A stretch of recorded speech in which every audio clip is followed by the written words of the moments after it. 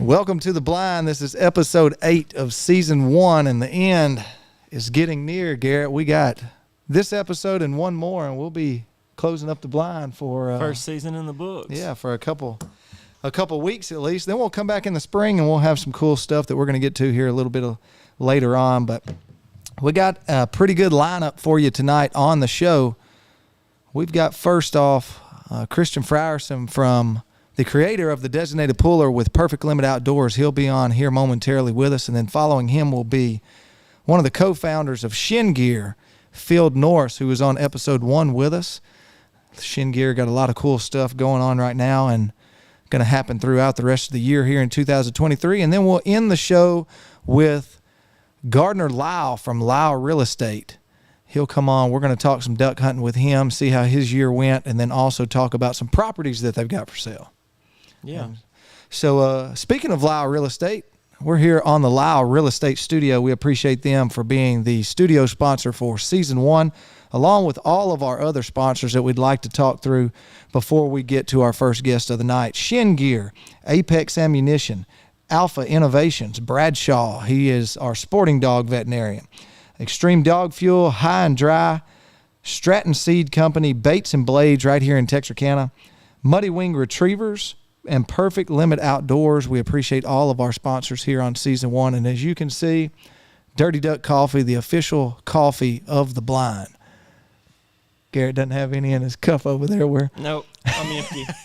No empty, fresh out. coffee in his cup. But we appreciate you for tuning in here on episode 8 of The Blind.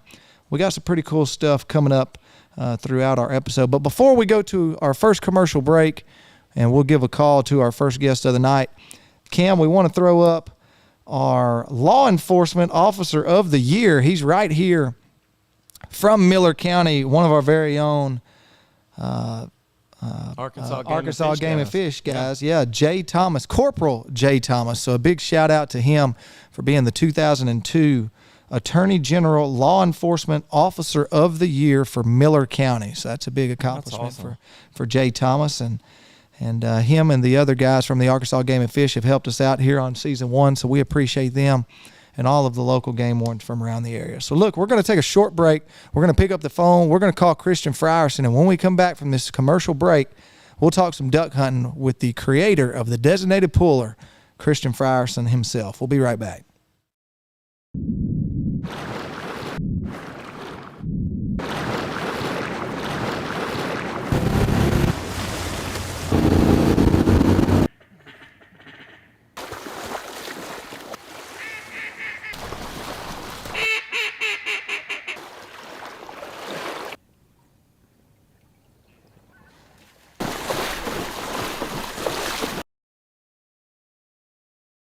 Well, we set out to create a rack because most racks are a little bit monolithic, a little bit lightweight, not really something that you can use all 4 seasons. We use it to duck hunt, deer hunt, worker food plots, go trail riding, take the family out.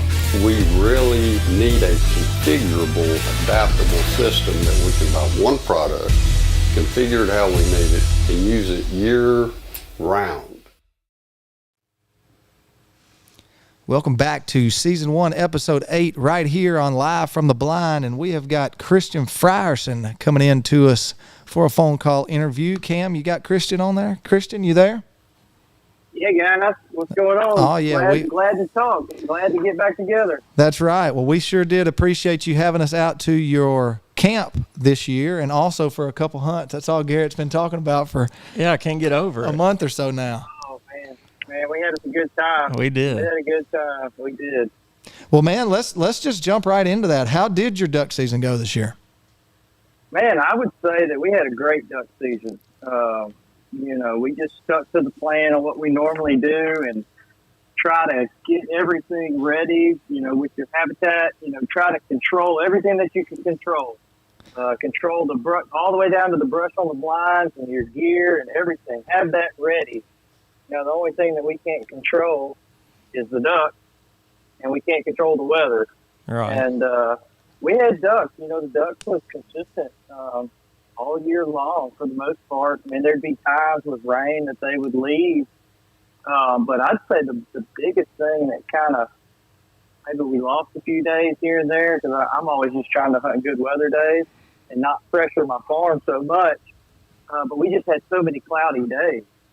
Yeah. And I mean, if we could have had more sunny days, I think Brian, you hunted with me one day over the first split in Arkansas, and we hunted. I think we only had 2 sunny days on my farm, and I think you hunted with us on one of them, and that was it. I mean, and then the whole month of December, God, we were just battling cloudy days, but it amazed me. I guess it's because we brushed our blinds good, had good tides, and had good looking decoy spreads that, man, we shot them on cloudy days. Yeah. And in the woods, and it really was. It was a good year. On really the icy days too. Yeah, yeah. No, on Even the better icy on the icy days. days. Yes. Man, that was crazy. That was crazy and totally unexpected. It is nice when the birds, normally on the freeze up, you want to be in the spot that they want to go. And normally, your woods and stuff locked up. But for whatever reason, the mallards chose my one block of my woods to keep open. And it was good before the freeze. It was good after that Christmas break. It was good. And that's kind of the hunt that we were talking about. That wasn't the day after Christmas, but it was the following day. And, we walked out. There was sheet ice. There were ducks standing all in the woods on the ice. I mean, it was crazy. It was wild. It was one of the most Lots of amazing duck hunting experiences I've ever had. Just seeing that many ducks packed in a hole before we ever started hunting was incredible. So we have you to thank for that.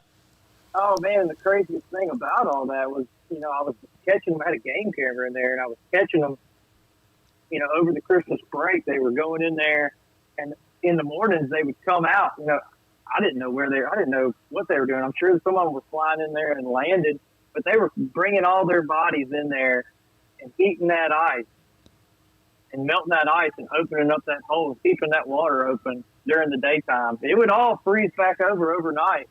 And that's the craziest thing. You would think normally that they would leave and go to a big reservoir, go to the lakes, go to the rivers. But I mean, those ducks hunkered down, and they were in those woods, and mallards, pintails. It was wild. It I really think was. we even saw a couple spoonies that Garrett was trying to shoot at. Y'all wouldn't let me shoot them. Yeah. I had to let them go. We let them out of the hole. And we let the spoonies, and we only ripped into about one bunch of teals. That's right, yeah. We got my buddy Austin was filming, and he's like, shoot. Yeah, yeah. Well, that was incredible. Just that week before Christmas, a couple of days, and then going about 7-8 days there. I think for everybody in Arkansas, that was the week you wanted to be duck hunting. And I've had the opportunity to talk to a few different hunters that hunt locally, and they all had the same thing to say, like there was ducks everywhere for about 4 or 5 days during that period of time. Yeah, everybody I talked to was really killing ducks. I mean, it was crazy thing to me is when it locks up that hard, you don't think you can go out and bust a hole in front of a pit blind in a rice field and shoot ducks, but guys were doing it. And the only thing I can think is that it was so cold for a longer extended period of time that on about day 4, the ducks were hungry. They were doing anything they could do to try to go find food.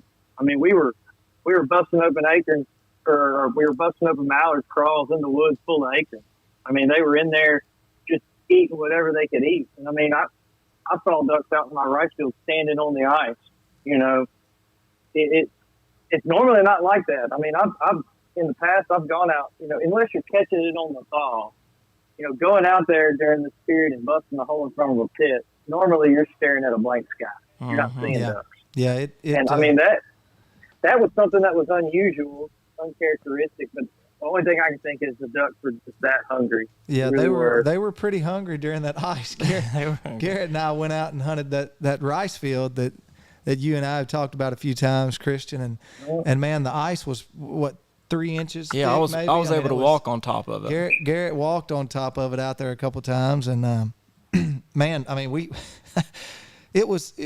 as duck hunters, what we were doing, we knew we weren't going to kill them. We just weren't going to. And after about 10 minutes, it was one one of the best hunts we've Oh had. yeah, all they year. just got real It was- dumb. It was they like were- the cold they And were so yeah, hungry. maybe, in talking about it, maybe too, I'm a firm believer when it freezes up like that, a lot of ducks are going to hunker down. They're going to try to stay where they are. We're especially where we are. We're not in an area where we get a whole bunch of migration up and down the river. It's kind of like when Right. you get your ducks, you better take care of them. So my whole thought was like, it's going to make our ducks act right, but I just don't know if we're going to see this mass migration of ducks. But, maybe some of those ducks that were coming down just searching for food and going out and looking, maybe they were new ducks and they kind of were trying to look for something different. Yeah. I mean, it's definitely possible. I mean, everybody you talk to all around our general area was shooting ducks. Yeah, and it was big And that was groups cool. of mallards. And that was fun. Yeah. Oh, that was fun. That was cool. 'Cause everybody was excited, and it was. I guess they could say like the good old days. That's right. That's right. Well, hey, talking about your farm, and getting ready for duck season and talking about blinds, you've posted some stuff about blinds that you're using, or a blind that you're using over at your farm this year. You want to talk about that a little bit? Yeah. So my buddy Joe up in Missouri, I kind of found out about him probably 2 or 3 years ago. He found my product on social media, and I saw his blinds. And in some of my woods, we have some open park areas that we really don't traditionally like to hunt. They're too thin. They're kind of areas that you let the ducks use, but then we go get in the thick holes and, stand by trees as traditional timber hunting. And, on cloudy days, it can be tough to hide in the woods. You get busted from behind, kind of all those different things. And then traditionally, later in the season, the ducks kind of want to hang out in these park areas where there is no place to hide. There's nowhere to hide. So instead of going out and building blinds all over my property and having to brush all these blinds, I was looking for something that I could be mobile with and move, but I still wanted that timber style with shooter gaps, sitting kind of on bar stool style. Well, I found Joe in Missouri, Blind Spot Outdoors. He built a floating skid blind, and I thought that was the greatest idea. And I called him up and I was like, "So how shallow is the water got to be for this thing to draft?" And he goes, "Oh man, it'll draft in like 3 or 4 inches of water." And I was like, "That is perfect. That is exactly what I'm looking for." So he had a couple of different designs, and I had him design something that I was looking for.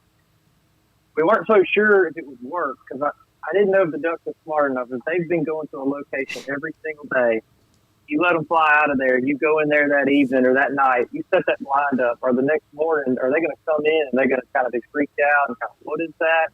Well, we've used it on multiple occasions now, and we've proved that the ducks, they do not notice it. You're hidden, and so you pull it into your woods, and once you get it in water, it drafts, it floats. So it's got skids, so you can move it around on levees, roads. You can move it anywhere you want on dry ground. And once you get it in your flooded territory, it's easy to just push it around and maneuver it. And then once you get it kind of set up where you want it, you drop the 4 feet, pick up on each corner and put the pin in, so you've got a solid place to stand.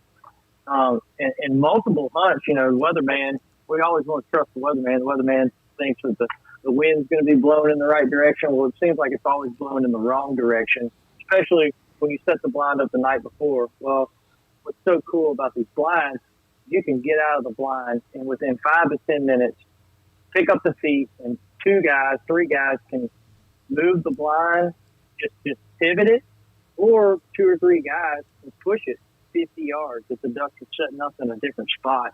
Set the feet back down, and you're back hunting. And that's what's so cool about it compared to a traditional skid blind. You'd have to go get your Ranger, and you'd have to drive it out there during all those hunting times, hook it up, move it. It's just a pain. And man, that blind really, really has paid off for us. I don't use it a whole lot, but I think I am going to start using it more. We even pushed it in kind of like a floating, some guys have pontoon boats. So we pushed it in a 5-foot deep cypress brake, pushed it up in some buckbrush and put the feet down. And had a fantastic time. So, it's something that everybody needs to give Joe a shout. Blind Spot Outdoors, great blind. I stand behind it, all welded. It's got It's got the decking floor like that you would put on a boat dock or something, so it never rots. I mean, he'll build you whatever you want. He's got the standard design, but Joe will build you anything you want. Was that the blind that when Garrett and I both came over there? Was that his blind that he built, or was that one that you've had in there for? No, that wasn't. I was supposed to say that blind there was solid. Yeah, I was now. about to say you ain't moving that. If you could pop it up and take it somewhere, he's made a hell of a design.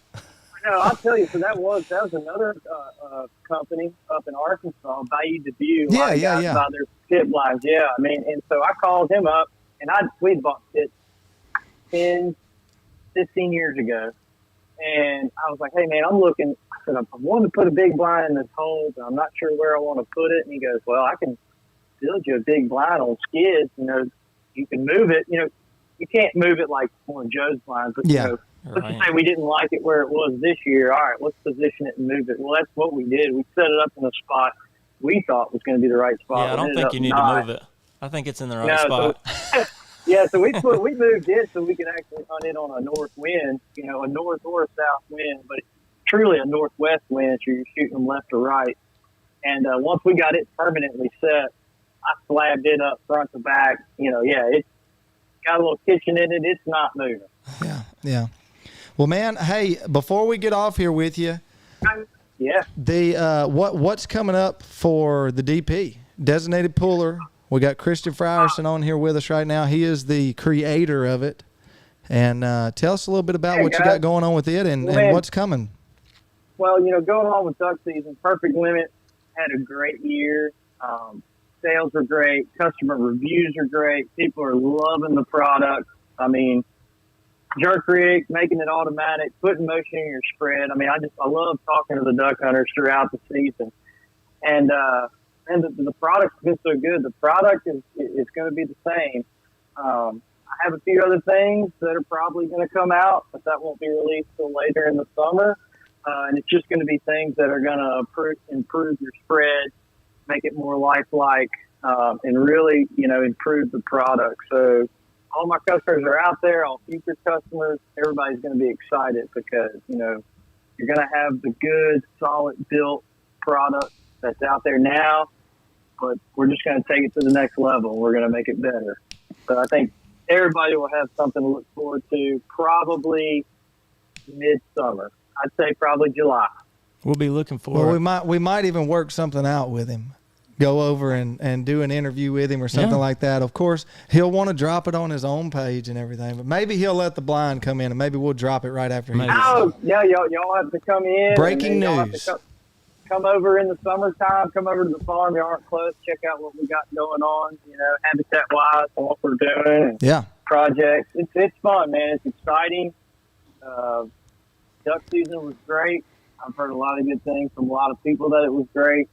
And well, I think your mind gets rolling and you're already thinking about next year. That's right. Well, speaking of the summer, you know, and coming over and visiting, I think I speak for Garrett as well, is we'll always let you cook us a steak, okay? If you really want to twist our arm and us to come over and visit, well, if we have to, we will. We'll eat a steak. Oh man, and I missed you. And I missed you, Brian. I'm sorry, I missed your birthday party. No, sorry, man. I had my whole. Hey, I forgot I invited you. I forgot. Had my whole family coming up. It was. I know it. It would have been. You just left me hanging dry. Ordeal. Well, that's all right. He'll be all right. You know how it is with the little ones. I know it. I know it. I do. But well, Christian, we've appreciated you being a part of the blind this year. We love your product. We had the opportunity to use it in a lot of different situations. We used it with you in the timber. I used it on a little small pond. We used it on a big lake. I mean, rice field. It's rice field. You can just use the thing anywhere, and it's been a great product that we've enjoyed using. Yeah, I appreciate it, guys. I appreciate y'all's support, and I'm glad to support y'all and support y'all in the future. And you know, it's just continue to think about ducks. That's right. That's the only way we can make it to next season. Just keep thinking about them and hope they're thinking about us. But look, that's Christian, we appreciate you, man. Go over and check out Christian's products and what he's got coming new this summer at Perfect Limit Outdoors. You can also go and find him on Facebook, and you got an Instagram too, right? Yep. Okay, Yep, but no you'll TikTok. probably No have the most- TikTok. But no TikTok. Come on. No TikTok. No, I'm not getting into that. I know Chinese we stuff. may I have to can't- get I- we may have to get rid of ours now. All the stuff that's going on. I don't know what's going I can't on. have them. I can't have them spying on me. That's right. No. I mean, they may get the secrets. Yeah, but Christian, we appreciate you, buddy. We're going to let you go. We know you got your family, and we appreciate you always taking the time for us and for being such a supporter of our show and a sponsor this year. And we look forward to keeping the relationship here on the blind and just the relationship out hunting as well. So we appreciate you, buddy. Good deal, guys. Take care. All right, right, see you Christian. later. All right, so that was Christian Frierson with Perfect Limit Outdoors, the owner and creator of the Designated Puller. We're going to take a short commercial break, and when we come back, we are going to have one of the co-founders of Shin Gear, Mr. Field Norris. He was on our first episode of The Blind. We're going to check in with him, see how his duck season went, and see what's coming up for Shin Gear. So come back right after these messages.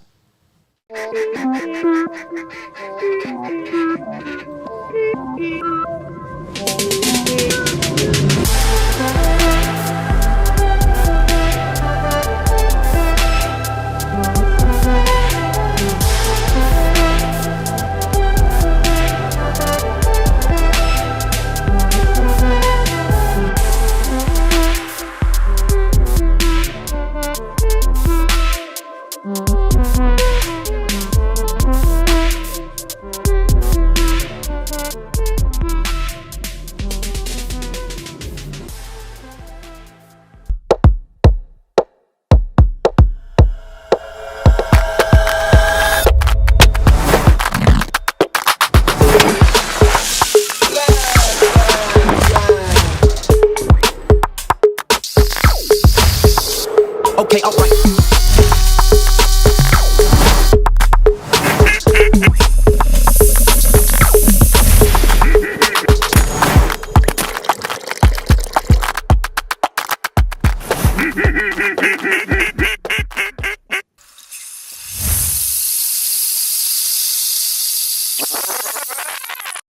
You want to bring us in? Go ahead. Go for it. Welcome back to The Blind. It is episode 8 of season 1, and we are winding down with all of the episodes right here on season 1. It seems like we just got started, Garrett. I know it's gone by faster than we expected. But speaking of season 1, all the way back to episode 1, Field Norris was our guest, and we've got Field on the phone. He is on the way to a basketball game right now, and he is gracing us with his presence. Field, you there? I'm here. Fourth All right. grade basketball game. 4th grade basketball. That's what I'm talking about. Are you reffing Big or Thursday night in coaching? Memphis. I'm Co- actually not coaching. You're not coaching. This is one sport I know nothing about, so Now, I'm you an did innocent coach- bystander. You did coach football or soccer recently, right? One of them? I did. Okay. I coach football. Okay, that's what it was. I remember talking to you, and you were on the way to a game, or you had just won a big game or something. I can't remember what it was. I've only got capacity for one sport. I hear you. Well, look, we won't hold it against you. He's an Ole Miss fan, but we won't even get into all that right now. But Yeah, stay away from that. but look, Phil, we appreciate you for joining us, man. You joined us on episode 1. We really appreciate that. You came in from out of town and made it work for us, and we just appreciate you taking the time for little old us. Well, it feels like yesterday y'all were up here. I know it. It's And, been a while. I'm excited for you.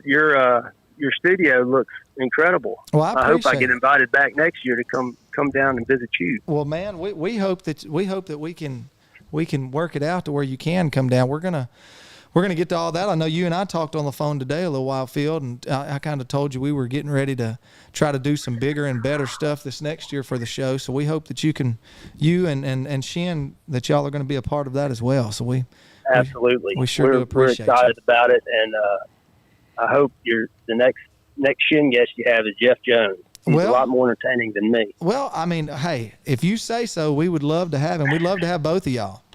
That's right. So, but look, hey, Are you going through duck withdrawal yet? Not yet. Garrett. What Well, about he you? says he's going to a kid's basketball game, and I was just thinking this is the time of the year to get back home, take care Hey, of the buddy, wife, it's- get some points It's, back. It's 50 days away from them during duck season, and about 150 days repair all that damage. That's right. That's right. No, Start now, and that's why God made fit the month of February. That's right. That's right. We're not having withdrawals yet because we're still tired. But That's I still don't have everything cleaned up. Garrett's a little more proactive than I am, but I still got dirty waders, a muddy side by side. I still haven't found the time to clean my stuff up yet. All that stuff's visible to my wife, so I got to get it cleaned up. It is. It's such a ritual, though. It's humbling, and I think putting your stuff up every year is something that means more with time, you know. That's right. That is right. But look, talking about duck season, tell us a little bit about your duck season. How'd it go? Well, I tried to get on and listen to your show at the beginning so that I could kind of get a feel for the other guys. I don't want to come on here and rain on their parade, but man, it was pretty good. Well, hey, we've heard that from most everybody that we've talked to. But how good was it? Well, and I'll say this: it was weird. It was almost backwards for me. I generally start the season up, so I hunt in Northeast Arkansas. Yeah, and the pattern is usually up in Poinsett County, kind of the first half of the season, and then south of I-40 down in Lee County, kind of on the Mississippi River.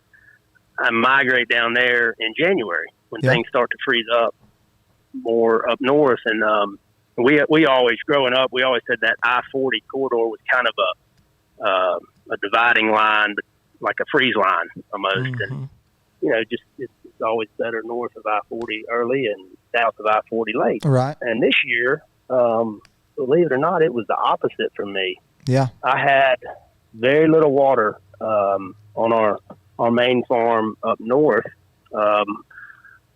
Too little. I mean, we were holding ducks in fields, but our woods, basically, I had one hole to hunt, and you know that's not any good. That's good for about one hunt a week.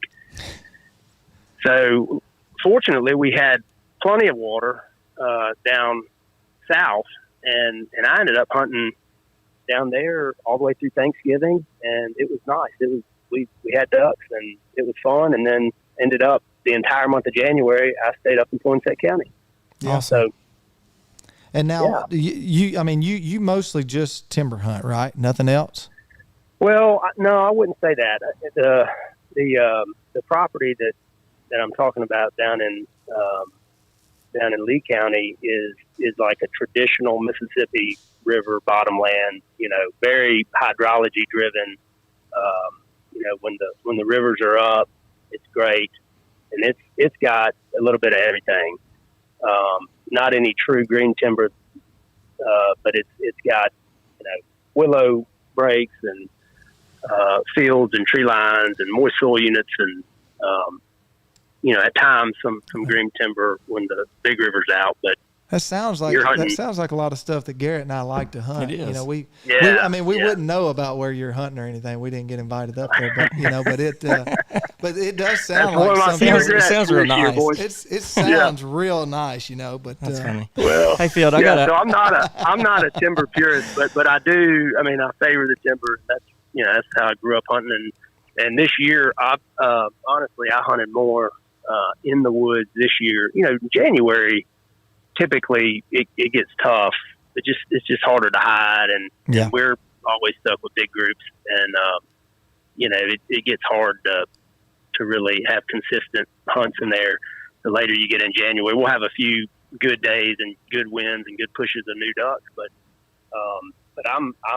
I'll jump out to a field and a tree line as quick as anybody. But this year, the ducks they use the woods pretty consistently all year, and I was shocked. yeah.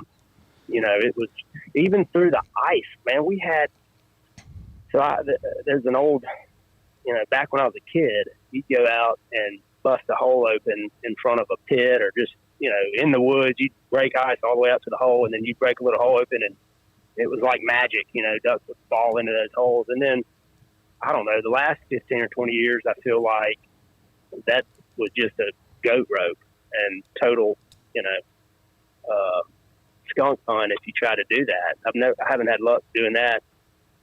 Matter of fact, when up in where I hunt up in northeast Arkansas, when it gets down to 25 degrees, the ducks all go to the rivers and all the rice fields freeze, and it doesn't matter what kind of water you have in the woods. Well, this year was totally different. We held them all the way through that stuff and killed them. You could kill them in a ditch in the middle of a dry field. You kill them anywhere. We just had the same conversation with Christian. We were just talking about Really? how we'd broken out a little spot in a rice field, and they just poured in there, and that's just something that's out of the normal. Yeah. But I got a two-part question for you. One is, did you have a point in this duck season that was just like a pinnacle moment, like a really good hunt or a really good week of hunting, something like that? And did you get to kill any of those green-winged teal that you talked about liking so much? I had one pinnacle green-winged teal hunt. My buddies, so we had a bunch of rain, and we've got this one area that when it floods out, it's a rice field that's got about 100 or 200 acres of 20-year-old CRP trees, and the ducks, when it gets water, the ducks hold in there. We typically use it for rest. Well, this year we had a big blowout in the levee, and we tried to repair it a couple times, and it just wasn't happening. So we'd have 1 or 2 days when we got a 2 or 3 inch rain and the ditches got out. We had 1 or 2 days to hunt it. Those teal got in there so thick. This was like the second or third time it happened, and we had plenty of mallards in the woods. But my buddies, they said, "All right, Phil, we know how bad you want to go kill those teal." So we went over there and just had a heyday. It may have been the only hunt that I was really serious about holding my phone the entire time filming. That's awesome. Well, Phil, we talked a little bit about how we've got some new things coming, but I know you can't get into the details too much, but Shin's got a lot of new things coming, right? We do. Yeah, this will be an exciting year. So next week is a big week for us. We're going to be at the NWTF convention in Nashville, and that's kind of traditionally that's where we want to introduce our new stuff, our new products.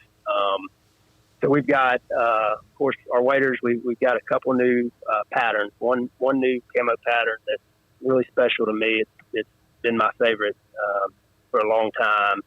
So I'm excited about that. And then one new solid color. And then we've got some new products that folks have been asking for. A couple new jackets, coats, and some things some other things that are exciting that we'll unveil next week. You know, when he said his favorite camo pattern, I don't know why it just popped in my head, but you know what they need to do? They need to do the whole Timber Ghost.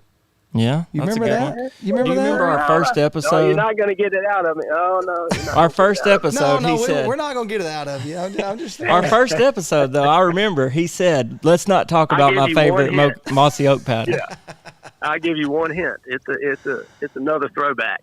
Okay. All right. Okay. Well, I don't know if you follow Facebook very much, but those guys on Facebook on the Shin forum, they're like detectives. They wear it out. I don't know how they do it, right. but man, it's so hard. That's one thing. They got I've too had much to get time on used their to. hands. they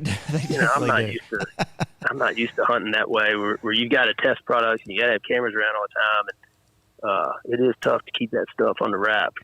Well, y'all do a pretty good job, because I mean, not that Garrett and I are way on the inside or anything, but we talk to you on a regular basis and kind of keep up with things, and we have no clue what color it is coming out. So there you go. So y'all have done somewhat of a good job keeping it under wraps. But yeah. So you've got the Turkey Federation Expo, or what do they call that thing exactly? Man, this is really neat, and some people kind of look at me with out of the corner of their eye when I tell them that we're a duck brand, but we're going to release everything at the National Wild Turkey Federation, the national convention there. It's 50 to 60,000 people. I mean, just avid hunters, and they come from all over the world, and it's a really, really well done event. And they're there to spend money, honestly. I mean, we spend, so Thursday, Friday, and Saturday are just that Opryland Convention Center is chock full of people. And it's everything from booking hunts to looking at new equipment, tractors and food plot implements to duck hunting gear. Obviously, the turkey. If you're a turkey hunter, it's just a dream to be there. And there are all kinds of seminars and things to do for the kids and the family. So it's a great experience all the way around. But it's just something for us. We get excited in February, kind of coming off this duck season high at the end of January, and this kind of keeps us going. And we start taking pre-orders next week for the special edition waders that we only make, for 1 year. And we get to talk to a lot of good people up there. It's just a fun time. Yeah. And so, Garrett and I didn't get to go last year to it, and we swore we were going to go this year to it. Yeah, but the Garrett and I- Razorbacks. Garrett and I are going to be in Fayetteville watching the Razorbacks play basketball that weekend with our lovely wives Yeah. that we Getting are those brownie points. that we're enjoying. Yeah. That taking them and going to watch the Razorbacks play. We're going to try to. It's the most fun part of being involved in this is talking to people. And this is one event that the entire Shin Gear crew and most of our families are up there for this event. Yeah. We're going to try to do that another time or two throughout the year because it's just so enjoyable to just shoot the bull with folks as they walk by. So our area this year, our booth is about 3 times the size it was last year, and anybody that you've heard has been involved with the brand will be there at some point during the week. So Oh, if good. you can't make it this year, definitely put it on the list for next year. We would love to see you in Little Rock at the Delta be one there. this year. Mm-hmm. Yeah, Did that you may hear be him? the other one. Record that, we Cam. do. He said he will be there. We're gonna hold him to it. We've got plans to be there. Well, I do. But, Yeah, I'm actually. I got a baby coming, so I will. Oh. Yeah, where's the streamers and everything? I didn't know we were going to release that info. yeah, tonight. that's a release. Hey, buddy, you're not going to commit to anything. No, I'm not Learn committing to that lesson. anything. Breaking news. You heard it right here first That's on right. episode That's right. 8. That's right. Well, congratulations. No, I hear that event. That event was awesome last year, and I think that has the potential to be a really, really big, not just regional event, but a national event. Yeah. We've actually gotten to work close with the Delta Waterfowl guys around the region here, and the regional guy, he called me, and the day that they kind of decided they were gonna do it, and he said, "Don't tell anybody. They're not releasing it yet." Kind of like you, but you won't tell us the inside news. But he went ahead and told us the inside news. But yeah. Well, and- here's the thing about products. So, I mean, people text me and call me all the time. We are field testing and sampling just about every product you could imagine. Yeah. I mean, so the internet sleuths or whatever that zoom in on stuff. I'm just going to tell you, if it has anything to do with footwear, for hunting, and I mean for waterfowl in particular, from toe all the way up to the top of your chest on our chest waders, we're trying to build stuff better. But we don't want to just, if there's something that's out there that's good enough, we're not just going to throw stuff out there to put it out there. So we're going to give it the time it needs to develop, and just because you see somebody field testing something this year doesn't mean it's going to come to market. yeah. Take those decisions real seriously. So, Yeah. And there's not just there's a lot of waders. cool stuff. Not just No, waders, no. but you guys, and again, we're not going to get into any specifics or even ask you about specifics, but there is some other gear type clothing stuff coming as well, right?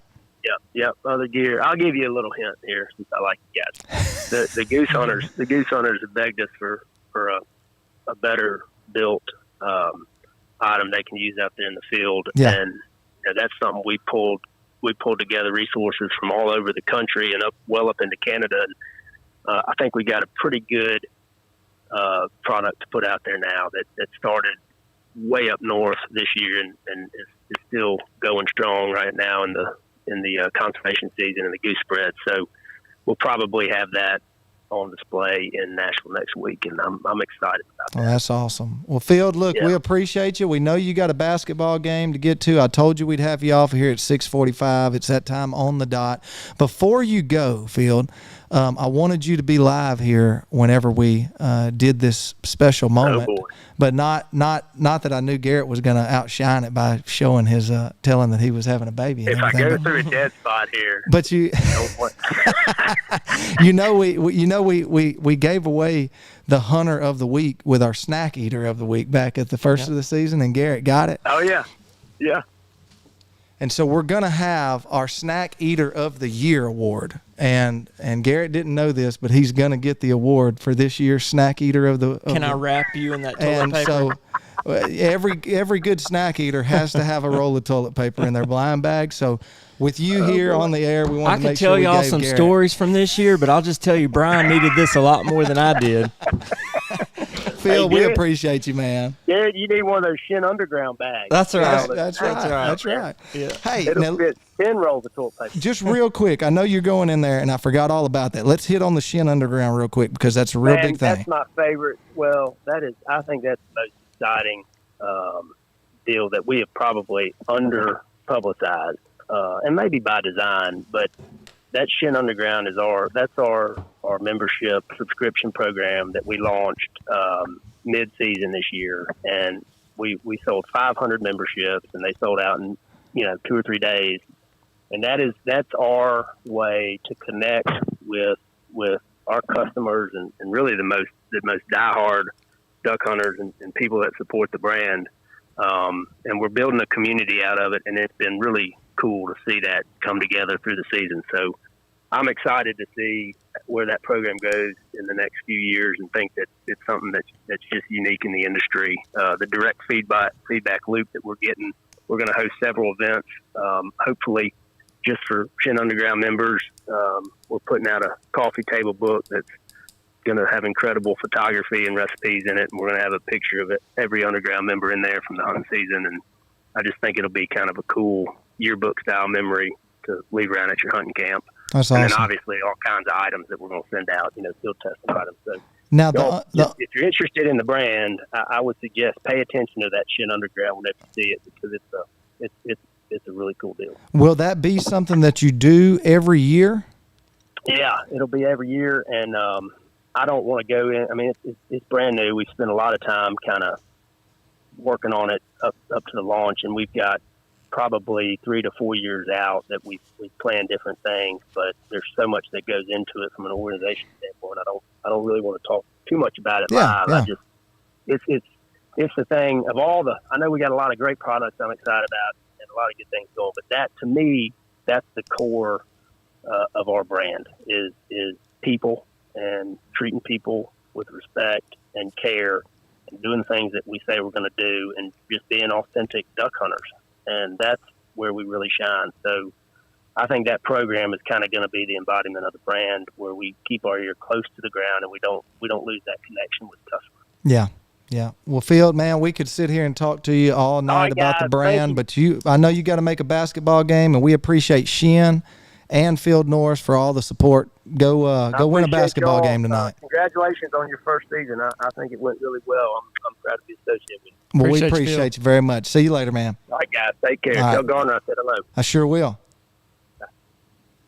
All right, so Field Norris from Shin Gear on here with us. He's got, man, we could talk to him all night. We could. He's got, got- we want to ask so many questions, and I did today. We when I want so talked to much him. information from him is what we want, but he won't give it. That's right. I drilled him today, and I just He didn't get anything out of I it. didn't get much. Yeah. I got a little, but it wasn't It wasn't groundbreaking. wasn't satisfying. Yeah. I wanted a lot, and I got very little. Yeah. So- You'll get it in a couple weeks. So he keeps secrets well, because like I said, I kept on and on and on, and he gave me just enough to keep me right on the edge. That's what they do best. That's right. Well, look, we do appreciate Field, man. He's been with us from the very beginning, and he's been a great help for us, and we really appreciate Shin Gear for being a sponsor of the show right from the very beginning. They were actually our very first sponsor They were. for the show, so we really do appreciate them. But look, we're going to take a short break. Before we do, Cam, let's throw up that picture of Elijah, that kid that we got. Each and every week we encourage you to send in your pictures from. Most of the time we get kids in the outdoors, but you can send in your pictures too, and we'll show them live here on each and every episode. And we got a message on Instagram that had Elijah's picture here. His dad, Jonathan, sent it in, and I know that he killed the buck in South Carolina. Not sure where he caught that fish, nor do I know what kind of fish that is. So I'm not even going to lie. So Jonathan, if you're watching, Elijah, if you're watching, send us an Instagram message. We want to know what kind of fish that is, because Garrett fishes. I eat my fish fried. But I don't do that kind of fishing. Right. I don't know what that was. We catch crappie and brim and bass, catfish, but that's about it. But we have no clue what that is. But a big shout out to Elijah for that nice buck and that fish that we have no clue what it is. Yeah, but there was 2 studs in that picture, the little boy and that big buck. That's right. And that fish may be a stud too. We just don't know what it is. But man, we sure do appreciate Jonathan for sending that picture in of his son. And if you've got a picture of your kid from duck season, deer season, turkey hunting, fishing, or just out in the outdoors, just out poking around, riding side by sides or something like that, send it in to us. We will get it on an episode. We love to see kids in the outdoors, and that's what it's all about. So, look, we're going to take a short break, and then we're going to come back with the star of tonight's show. He is one of the owners and the man whose name is on the screen the whole episode of every episode. It's Gardner Lyle. He is going to come back with us. We're going to talk some duck hunting with him, how his season went, and then he's actually going to tell us about some properties that he's got up for sale. So when we come back right here live on the Lyle Real Estate Studio, we'll have Gardner Lyle with us.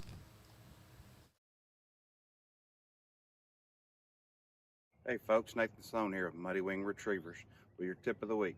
This week's tip is, now with hunting season being over and everything, and most folks are getting ready to look at the summertime and doing things, is get involved with a local retriever club, such as here in Texarkana area, the 4 States Retriever Club. That way you don't just put your dog up for all summer and then all of a sudden pull him out in September, October, dove season or teal season and go, oh, it's time to work. Continue to look back at the season and look at the things that he could have done better, or the things you'd like for your dog to do better, and work on those stuff. And if you don't know how to work on it or fix on it, give somebody like me a call. We'll be glad to help you with it. Have you come out, show you, come train with us anytime you want to. And that'd be your tip of the week. Don't let them become a couch potato. Keep them tuned up like a fine athlete.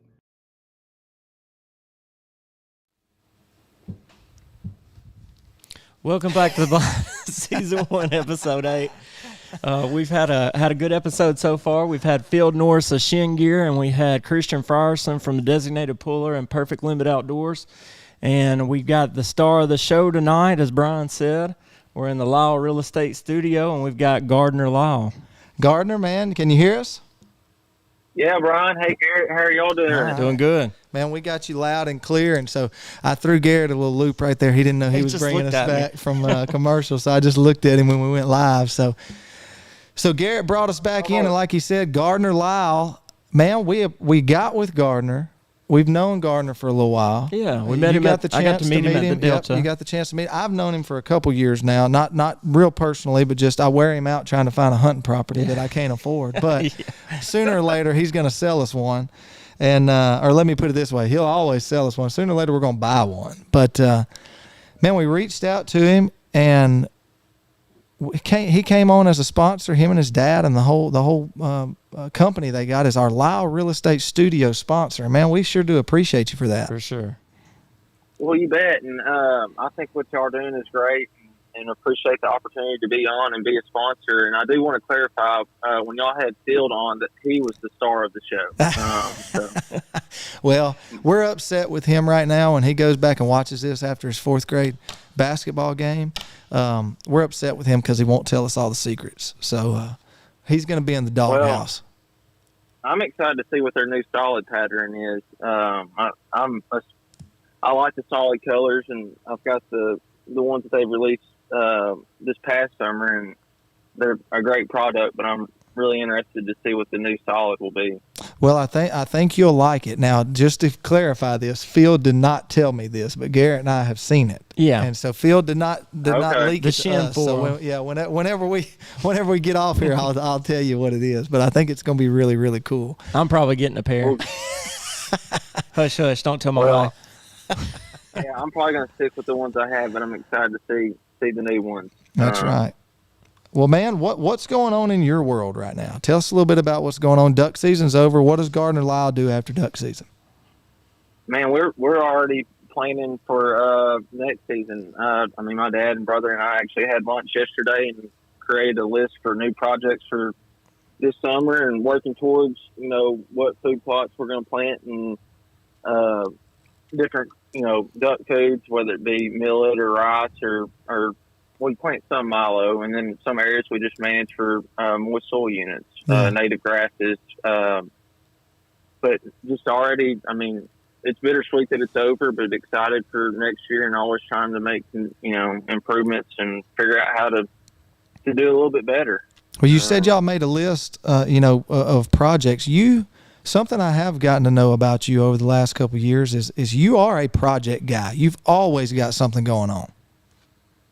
Yeah, my wife would probably say that we keep too much going on, but it's something that we've all had a passion for. I mean, I grew up, Dad always had a place that he was kind of developing or had quote-unquote projects going, and I think Garrett and I both love it. And Brandon Stafford with the firm, he's been with us for 20 years, but he and Dad partnered together on stuff early on, and I mean, we got to help him, and it's been a neat evolution to now be a part of some of it. And I mean, my brother and sister are both in different developments with it. So I love the project side as much as the brokerage side, that they're both two neat components. Well, man, this is the first time, excuse me, that we've had you on the show this year, and we're gonna have Gardner and Brandon both on, and maybe we can even get Gar on here if we could just grace his presence. But man, Yeah, tell us a little bit about, because Garrett and I kind of know the story, but tell everybody how this company kind of got started and kind of how your dad got started in all this. Yeah, so my dad founded the firm in 1993, so this is a big year for us, being celebrating 30 years. Yeah, congratulations. Yeah, we've got some neat stuff that we're going to announce in the next few months to celebrate that. But my dad had kind of a unique background. He had done everything from cruise timber to be a stockbroker to an appraiser, and then naturally he continued being an appraiser for a number of years, and eventually evolved in just being full-time brokerage work, but always specialized in land.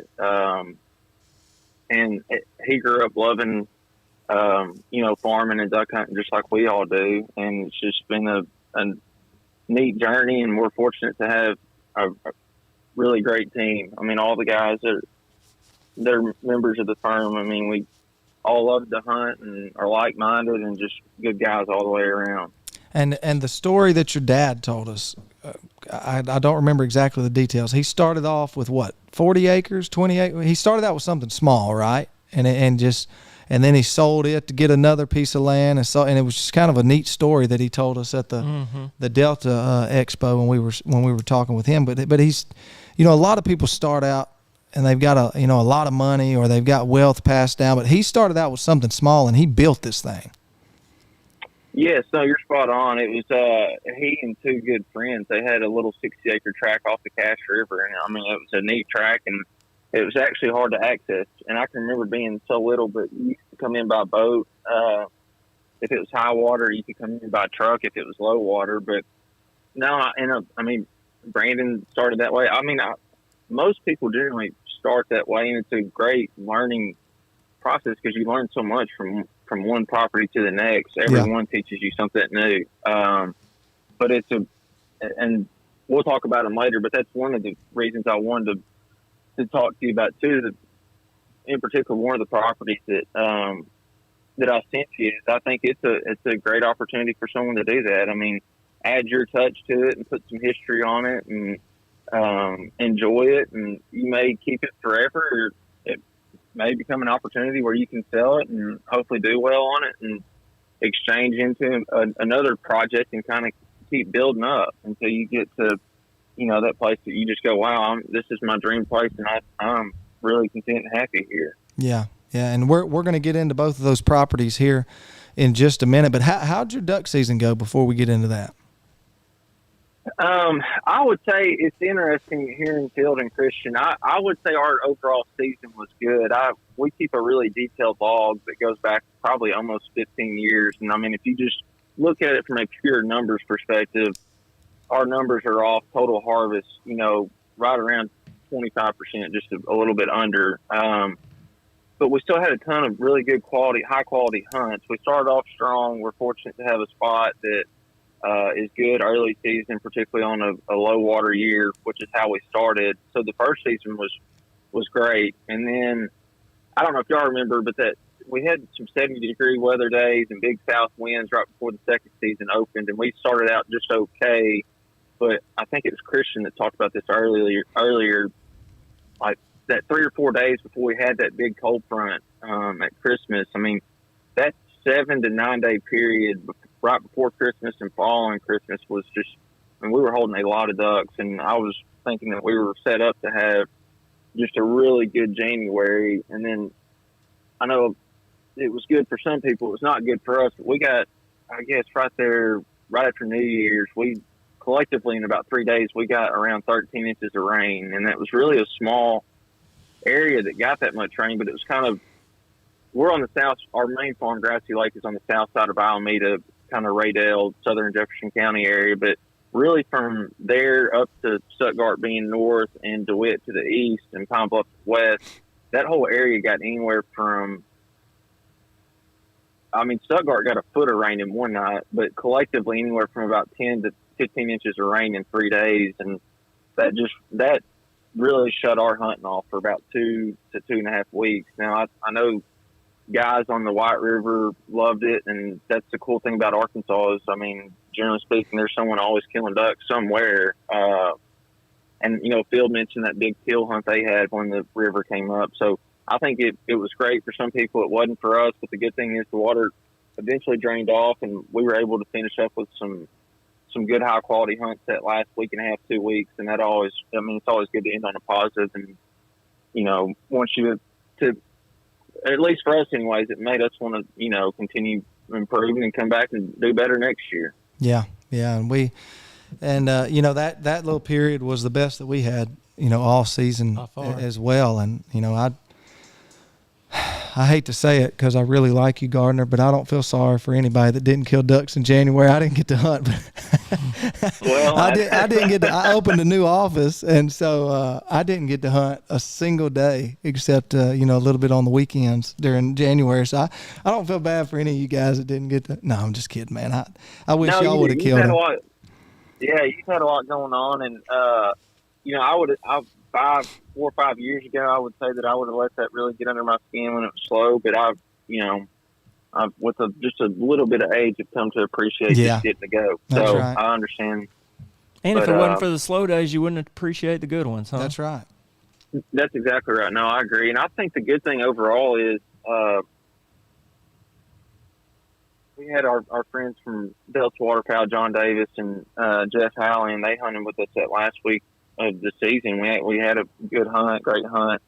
But I was encouraged to hear that they overall, and from our clients and friends that we talk to on a regular basis, overall it seemed like a lot of people had good to great seasons, which I think is good for morale, because I know, the last 3 to 4 years with bad hatches and, mild winters, there's, people haven't had the best seasons. But it seemed like everybody, for the most part, had good seasons, and they were even saying that some of the guys over in Mississippi were saying it was some of the best hunting they've had in the last 10 years. So I thought that was all, really positive. Yeah, I think the same thing. I think overall it was a decent to good season for everybody. Yeah. A lot of times you hear a lot of negativity. I mean, certain people will kill ducks or not, but overall I think it was pretty good for everybody. Yeah. I mean, for sure. I'd say I've been telling people probably like 5 years ago, Brian had to talk me off the ledge. It's like ready to be done with duck hunting. He was ready to sell his boat and sell everything. Anyways, but this year brought it back around. It was good. I think about 4 years ago, I know what season you're talking about, Garrett. That was a tough year. It got tough. Yeah, but I've got some good friends that hunt by Alameda in the White River, and they'll bounce back and forth depending on where the ducks are. But I know that they saw lots of ducks and had some really good hunts too. So I just think it good all the way around. Well, speaking of for most Bayou Meada, people. speaking of Bayou Meada, Jeremy Hughes told me that the only day they killed ducks was when you wouldn't come. That they did a lot better. Yeah, I did. I got to hunt with Jeremy, and some of those. Jeremy and I shared some really good mutual friends, and it was fun going in there and hunting with them. And we still had a great hunt, man. We shot 12, and every one of them was fluttering over the decoys. I mean, in my personal opinion, if you go and you have a high quality hunt, and to me, you hit double digits or break 10, I chalk it up as a win. Yeah. But no, I enjoy hunting with those guys, and they're great hunters, and it's always a reminder that, you know, some of the best hunters come from the public land. I mean, there's just it makes you stay on your toes and kind of keep your game sharp. Yeah, Definitely does. And speaking of public land, we're gonna have some spring shows where we do turkey hunting and fishing and stuff like that. But we're gonna have one episode, and I don't know exactly if you want to be a part of it. You're more than welcome. I don't know if you want to be in this argument or not. Garrett and I are just going to be mediators, but we are going to have one episode that is all about public land duck hunting, and we're gonna get some different people that we're gonna let them have their moment. There's no cussing and no but we're gonna let people just vent it out of what they think's wrong with it, what's good about it, what they think can fix it, and or doesn't need to be fixed. Just we're gonna let everybody get it off their chest. Have a round table. Yeah, that's exactly what we're gonna do. But look, man, I know you got stuff to do. Let's hit on a couple of these properties. You want which one you want to start out with? Let's start with Highline Reserve. Just okay. We were talking about properties that you can kind of put your touch on. It's 128 acres just south of England, and I think it's a neat property for several reasons. The price point that it's at, and the fact that, man, I hunt out of pits regularly during duck season, but it's a unique opportunity to acquire something that is not field hunting, but is not millions of dollars either. Yeah. It's got some really neat breaks there on the south and east side of it. And the current ownership has done some work to where you can actually hold water on the southern portion of the hardwoods. And I just think it's a place that is still, they've done a lot of great work to it, but I think there's still some stuff that an individual or a group of guys like ourselves could go in and do, and create some openings for deer food plots and put some new blinds in. Just take a mulch machine and widen roads. There's so much of that kind of stuff that I think people look at it and they think that it would take a lot of money to do so, but it's not so much to do so. It's a kind of, Dad's always called it sweat equity, and I agree with that. It's wanting to be there in June working on those projects when everybody else is at the lake or whatever, but it's just the work and getting it done and seeing it through. But I think that property is a prime candidate for whether it be an individual that wants to have a place close to Little Rock to take their kids hunting. They can be back to Little Rock for a 10 o'clock basketball game, like a field. He's in Memphis, but just someone like that for a quick hunt and to be back. And then I also think it's a great opportunity for guys, around our age, for 3 or 4 or 5 guys to pitch in and go, hey, let's make this our place, and we're only going to hunt it. It's not a place you can go hunt 5, 6, 7 days a week, but right. Maybe you only hunt it these designated 1 to 2 days a week, and we're going to do it as a group, and our kids are going to hunt here, and we're going to enjoy it. But I think it's got a lot of upside and potential for that. It's got a little, is that a camp on it or a storage building? It looks like one of those big storage type containers, and it's got something built over the top of it. Yeah, it's got a deck on top, but they've taken 2 containers in a shop area and kind of merged them together. And I think it's great for what I had just mentioned a second ago, for a dad or a group of guys that's going to drive down in the morning and hunt. It's not somewhere you're going to stay overnight, but it's a great place to boot up and store side by side or decoys or whatever, and just make that routine of going out in the morning a little bit easier. And Well, it looks like a pretty cool place because you got now. Does the timber flood there when the water comes up, or is it just in those that reservoir type, around the edge, or those? I don't even know what would you call that kind of a. We call them breaks, or some people would maybe call them a swamp, but we just call them kind of breaks or wetland habitat. Because it stays wet year round, right? Or yeah, yes, except for probably when at the dry point of the year, which would be that August time frame. I would think that southern area will get dry. The eastern side's a little bit deeper water, and it's probably going to hold water year round. But to answer your question, the southern portion of the hardwoods, they do have designed to set up to hold water. Okay. And the neat thing about it, and we've confirmed this with the FSA office, I mean, there are no current CRP, which is the Conservation Reserve Program, contracts on the property, which gives you, which that would be, for those that don't know, that would be the area that is hardwoods or planted trees. That's taking marginal farmland and converting it back to its natural habitat. But that would give you a little more flexibility to make improvements the way you want to make them, with it not being encumbered by a contract. Right. And Garrett, I know you can't see it. I've got it on my phone over here, and I'm scared if I touch it and look through it that I'm going to cut you off, Gardner. So I'm not looking at it right now. But he calls them breaks. I call it snaky. That's what it looks like to me. It looks very, very snaky. Brian is definitely afraid of snakes, so he may not be in on that place. Yeah, it looks pretty scary snaky him off in there. with that. Yeah. I was hoping you could drain it or something because it looks like it's pretty snaky. Yeah, I would not think there's a shortage of snakes there, so it's probably fair to say that. Yep. Well, we'll check that one off the list. Yeah. There. Well, and listen to you talk, Gardner. That's something me and Brian have talked about a lot. Is finding a place that eventually, when we get to the point that we want to do something like that, is finding something that we can develop, we can put some time into, we can put some work into. And we've never done it, but we feel like some sweat equity. We'll need a lot of help if we ever decide to do that. But monetarily and with the sweat part.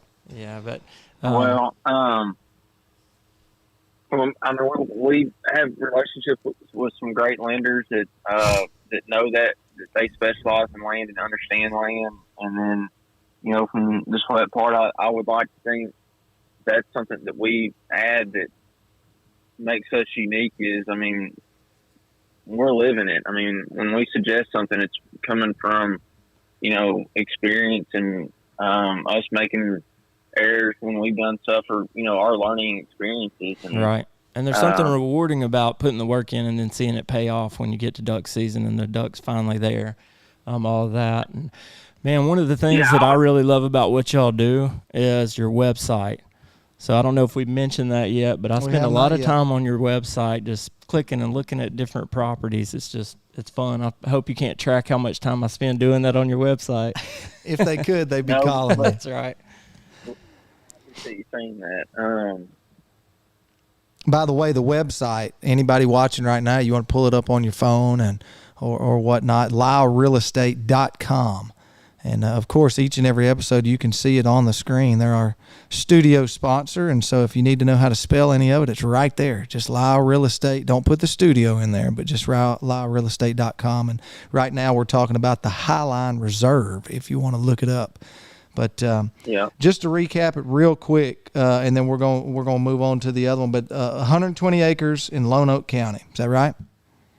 Yes, 128. But, yes, Lone Oak County, just south of England. Okay. All right. Well, y'all go over and check out that property. Now let's move on to one that's not going to be for someone to want to buy that's small and fix it up. We got a little nicer property, I guess. Well, I wouldn't even use the word nicer. It's just, I would say it's more turnkey. More turnkey. Yeah, that's a better phrase. Yeah. For it.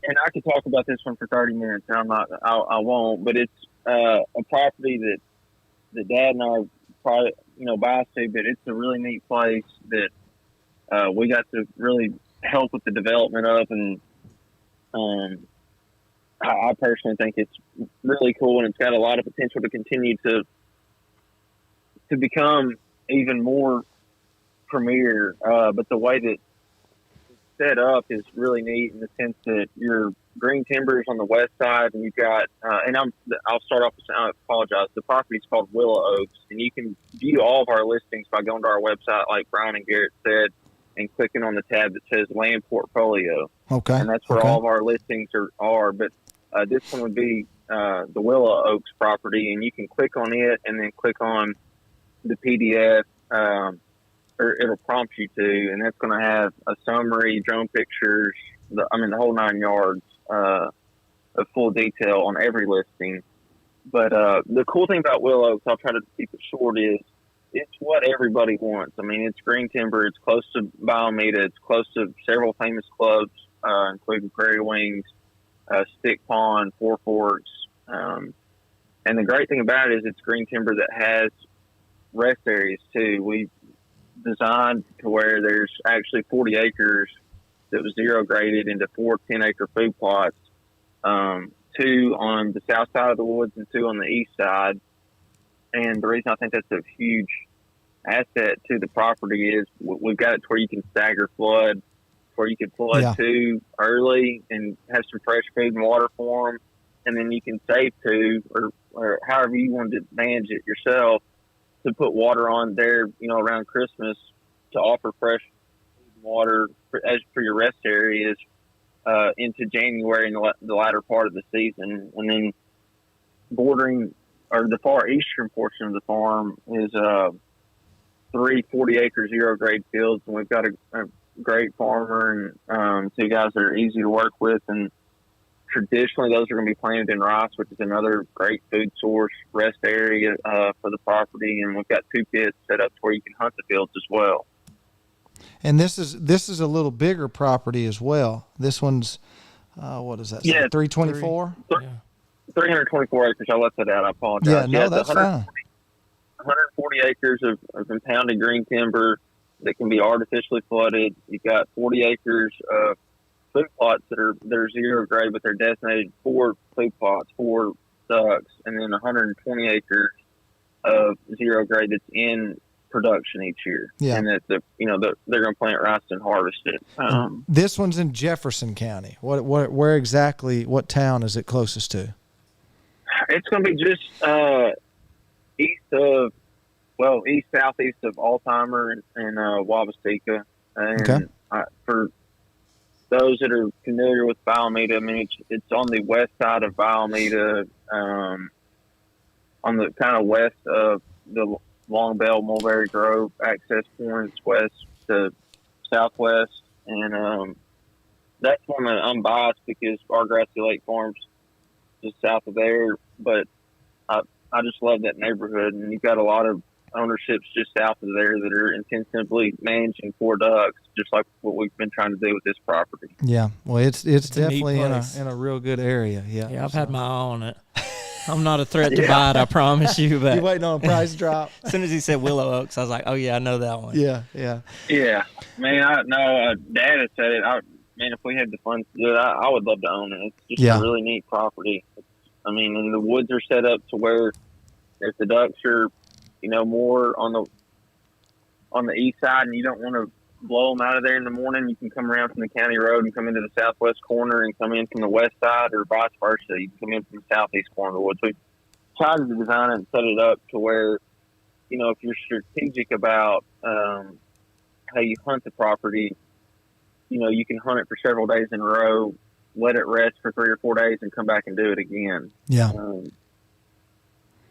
Well, that's awesome. Both of these properties, pretty cool properties.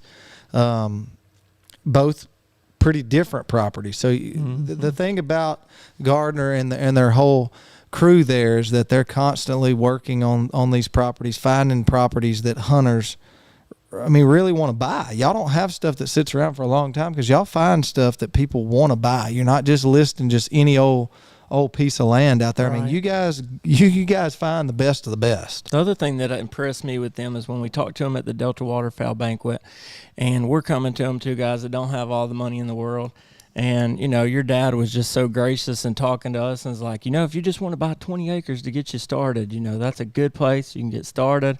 Or if you're a guy that does have all the money in the world and you want to do that, they got a place for you either way. The bad thing is Gar told us what we need to do, buying a small piece, but that's what everybody wants to do, right? Yeah. I've told Gardner to find us something we could afford, and he said, man, that stuff never hits the market. That's because we can't afford Well, much. I've not done a good job of finding that right piece that checks the boxes for y'all. But I will say, I mean, I think there's a lot to be said to work with a good, knowledgeable broker, because there are times when stuff doesn't make it to market, or honestly, some of the better opportunities at times are stuff that go to market in general, and they may need some elbow grease and polishing. And, Yeah. I relate it to the housing market. I mean, if you look at it, most people don't want to buy the fixer uppers. They would rather pay a little bit more and get something that's turnkey and ready to go. Yeah. So I do think there's opportunity for guys our age, or even if you're older than us and want to get started. I do think there's great opportunities out there. It just it takes time. I mean, I graduated college and started with the firm in May of 2014, and I was so bad wanting to find something to participate in, and it didn't come around till 2017. And Brandon had been telling me, he's like, man, generally speaking, opportunities they can take a while to come, but once they come, they don't generally just come at once, and it's proven to be right. And there's been times when you go a couple of years and there's not opportunity. So I would love to hear from people if it's something they would like to find, whether it be a project or something that's turnkey. We'd love to have the opportunity to visit with people. What's the best way for somebody to reach out to you if they're listening, or they go back and watch this and they want to reach out to you and just kind of get involved, where you can start looking for something for them, or maybe that you've got something that they're interested in? What's the best way for them to get a hold of you? I would say throughout the firm, just because including myself, everybody's on the road so much. I would say cell phone is best, and then email. Miss Cindy does a great job of holding the office down, and we're through there, but we also just spend so much time on the road that I think cell phone is going to be the best way versus, calling the office line. Yeah. And all of your cell phone numbers are listed on your website, right?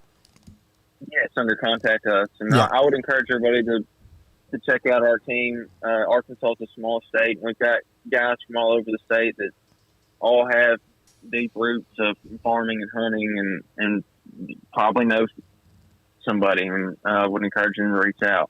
Well, man, everybody's contact information is there. Yeah, we sure do appreciate you for, you and Brandon and your dad. Again, like what Garrett said at the expo when we got to meet your dad, stuff like that. But man, we appreciate y'all for chatting with us, even if we're just interested, just wanting to talk about a property or whatnot. And you guys always answer calls and text back, and so that really says a lot about you guys. Just getting back with people and the customer service that you provide, and we appreciate y'all's friendship and sponsorship here on The Blind, and we hope to continue our relationship there for longer to come.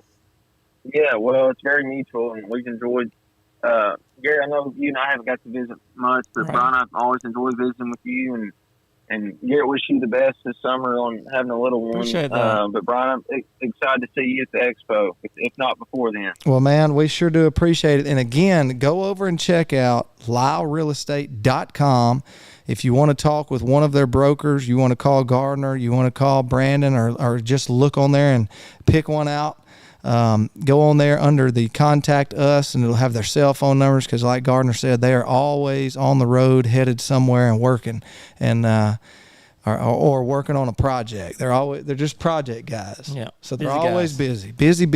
But man, we sure do appreciate you. Go over LyleRealEstate.com and check out all of their properties, and we'll also be sharing some onto the Blind page on Facebook. Go over to our Facebook, our Instagram, and Garrett's got us going on TikTok now, so make sure you go over there and like that as well, and follow that, man. And yep, there they are right there on the screen. The TikTok's not on there. You're gonna have to add that. Yeah, we are. We're gonna get that on there, but you can see our YouTube as well. So make sure you like and share this post around Facebook, because that's how we bring in new viewers that may not know about us. And we sure do appreciate everybody for watching. Gardner, man, we're going to let you go. We sure appreciate your friendship. And if you need anything out of us, you just give us a shout. Thanks, guys. Y'all have a good evening. Appreciate Thanks, you, Gardner. man. All right. Hey, I might have to do a little TikTok. I'm gonna have to do a little TikTok and highlight those 2 properties of us talking about. I can show pictures. Well, that's and- good. Yeah. That's why we hired you. That's right.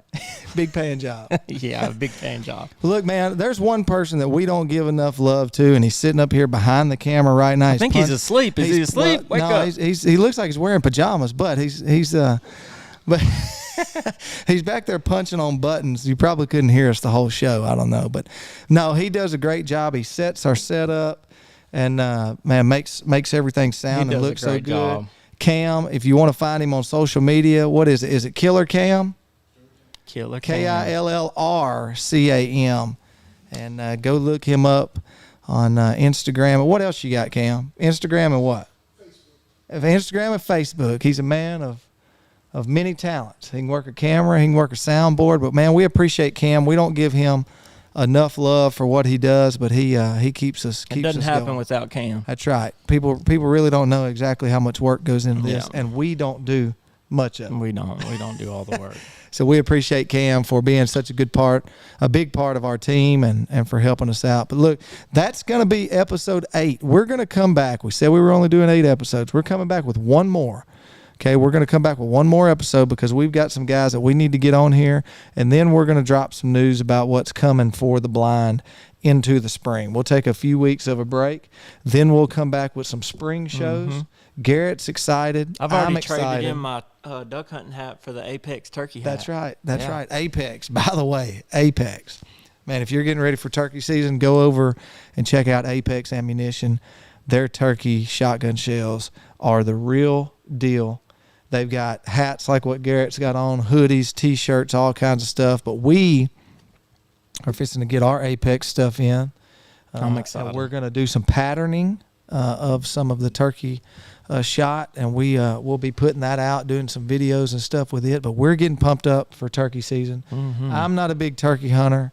In the past, I feel like I'm going to be. Garrett's As been soon getting as me duck into it. season is over, my mind switches and I'm going bass fishing and turkey Well, I've hunting. never been excited about turkey season until Yeah. this year. I don't know why. We're I gonna guess get you on last one. year because we got so close to me. We killing did. We one. did get close. We're We going to got get real one this close. year. But well, look, we appreciate you for tuning in right here on the blind for Garrett Camp and Brian Bolt. We'll see you next time. We're going to come back in about 2 weeks, and we'll be back with episode 9. Going to be a bonus episode for this fall season. I promise you don't want to miss it. Go over and check out shingear.com, perfectlimoutdoors.com, and also lylerealestate.com. We appreciate those guys for being on here with us tonight. We'll see you in 2 weeks.